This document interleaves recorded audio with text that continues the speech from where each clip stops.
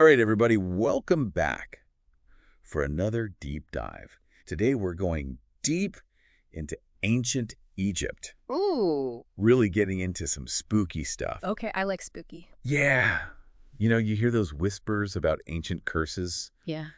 especially the ones around Egyptian tombs. Disturb a pharaoh's tomb and bad things happen. Right. We're going to be talking about all that today. I love it. The curse of the pharaohs. Yes. Specifically, we've got an excerpt here from the Ancient Stories channel, Okay. all about the legendary King Tut. Oh, yeah, King Tut. Everyone's heard of King Tut. Exactly. We're going to get into it.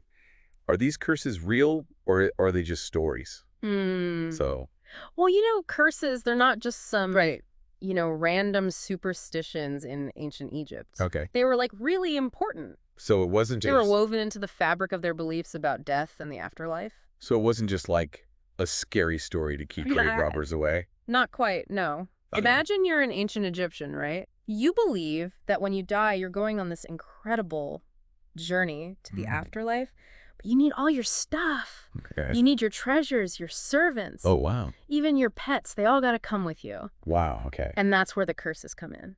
Interesting. They're like on the tomb walls. Yeah. Not just warnings, but almost like contracts. Right. Basically saying, hey, if you mess with this tomb, you're messing with some powerful forces. Don't touch. Yeah. And there will be consequences. Oh, so it's like a supernatural security system, but with way higher stakes than setting off an alarm. Yeah. You don't want to set off this alarm. No, you don't. But it's just so interesting that these stories, thousands of years later, they still capture our imaginations today. Why are we still so into curses? I think it speaks to our, primal fear. Okay. That fear of the unknown, the things that lurk in the shadows. Right. Think about that shiver that goes down your spine when you walk past an old cemetery at night. Totally. Yeah, I get that. I think we're drawn to those stories because deep down, we wonder if there's something more to them. It's like watching a scary movie. Yeah. It's not real. Exactly. But you still check under the bed just in case. Oh, totally. Every time. Right. And speaking of scary movies, yeah, King Tut's curse, that really takes the cake. Oh, for sure. It's like a global phenomenon. Its own brand. Right. Like, everyone knows about King Tut's curse. Yep. Why do you think his stories become so iconic? Well, think about when his tomb was discovered. Okay, early 1900s, right? Exactly. Yeah. The world was on the brink of war. Right. There were huge social and technological changes happening. And then, boom, this incredibly well-preserved tomb just emerges from the sand. Crazy. Full of golden treasures. It's like a portal to another world. Yeah. And the media went wild. Yeah. It was the perfect time for a good curse story. Precisely. And then there were all the rumors. Right.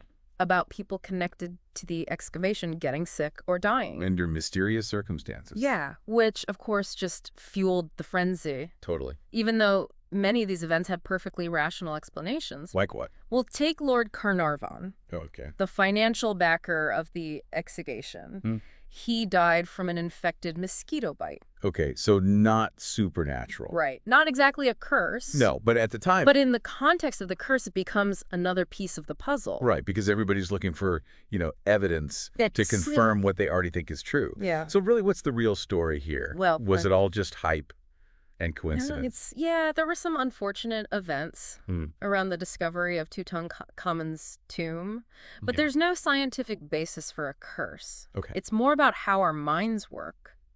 What do you mean? Well, we tend to look for patterns and connections, especially when we're faced with something mysterious. Yeah. Like an ancient tomb. We love a good mystery. We do. Right. And this is where it gets really interesting. Okay.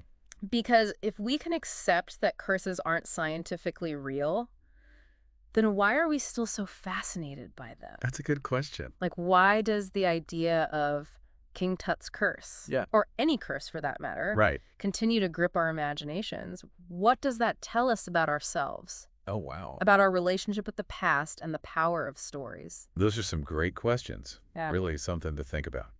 Well, thanks for joining me for this deep dive into the world of pharaohs and curses. My pleasure. Who knows, maybe you'll unearth some answers of your own out there. We'll see you next time.